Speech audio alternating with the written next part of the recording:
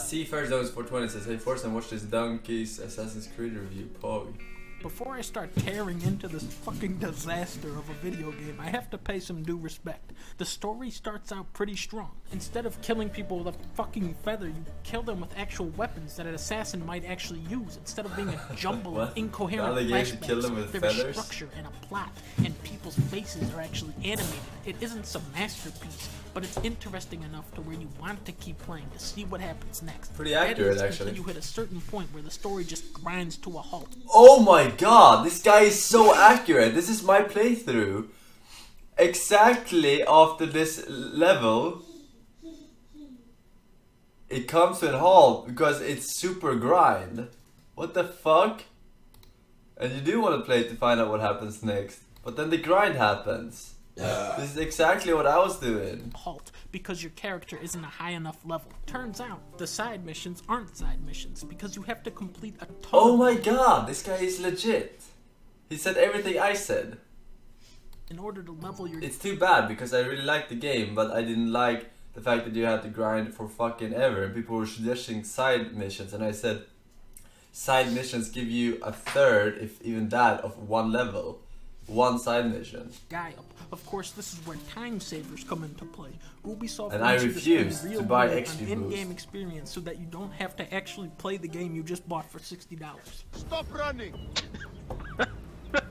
I'll crush you! I already died. Victory! You've experienced everything the game has to offer in the first 10 hours, and then it goes on for another 30. By the time you return to the main story, it's almost inseparable from the side content as it devolves into a seemingly endless list of chores. A midwife wanted you to have this. Oh, just what I needed.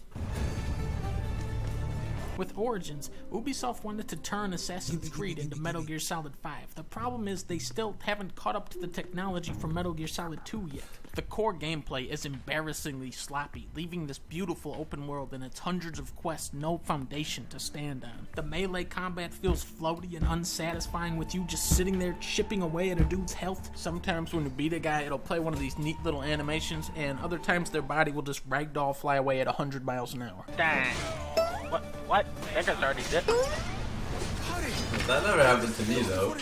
Don't worry, I'll beat these snakes.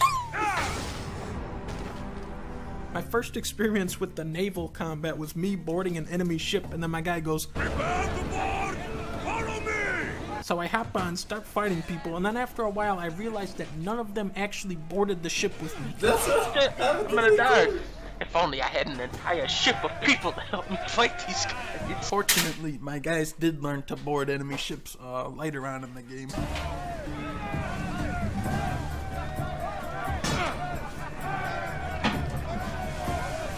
Then there's this guy. Back up, Nicios. You'll feel the sting of my venom. I stabbed him in the back. I'll end you, Nicios. Twice. And then clearly he was aware that I'm stabbing him, and yet he didn't fight back. He was just kind of standing there pointing until I did this. Super soldiers. Now that's the one that pissed him off. Then he was ready to fight. Stealth combat was definitely my favorite way to approach this game, and it's going behind people and pressing the Y button.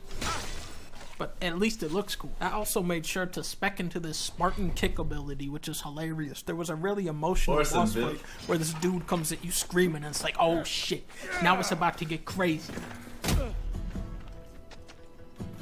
And that was the entire fight. There are a lot of annoying little oversights, like how you can only fast travel to places where you remember to climb up the specific structure and do the dumb bird thing. The map is filled with tombs and forts, but you're rewarded with such a meager amount of XP for doing it. It isn't even worth it. There's also a general sense of bugginess pervading every minute of the game. You'll go up to a sleeping guard and snap his neck, except his head won't even move.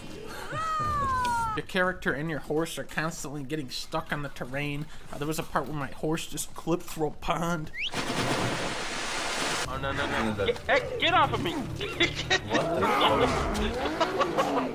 That being said, if you're willing to look past all of these bugs and the repetitive missions and the microtransactions, there is a middling... I was willing to look past the bugs, but not the fucking grind fiesta and being forced to buy XP boost from fucking Ubisoft so they can make another game with fucking XP boost. Open world game underneath, which has been released weeks before Red Dead Redemption 2.